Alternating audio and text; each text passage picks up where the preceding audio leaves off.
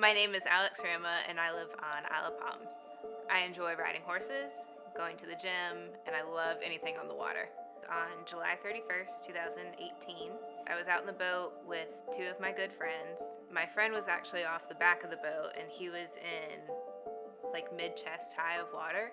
And instead of diving right on top of him, I just decided to dive on the other side of the prop. I didn't see any fluctuation in water. Had polarized sunglasses on, thought I did everything right. So when I dove off, there just happened to be a foot of pluff mud, and that's where my injury happened. I quickly realized that I had broken my neck or somehow severed my spinal cord. I tried to move my arms to flip myself over. I couldn't move my arms.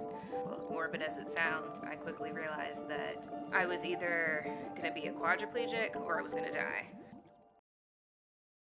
She had what's called a Jefferson fracture in her neck, so it was a fracture of the ring of the first cervical vertebrae, and that led to a lot of instability in her cervical spine. The initial treatment at MUSC was to immobilize her in a hard collar. We evaluated her, we got additional scans, including an MRI scan, showing some ligamentous injury to her neck as well. It was clear off those pictures that the instability was significant and could not be managed alone in a hard collar, and that she would need formal and definitive treatment for that, which is an open instrumentation and fusion surgery involving placement of hardware in C1 and C2 and stabilizing that joint. The intent of the hardware is to hold the C1 and C2 bones together, and then we lay down bone products and the patient's own bones so that the patient can actually regrow bone over those two areas to facilitate what's called bony fusion, so that the bones are permanently healed and will not move anymore.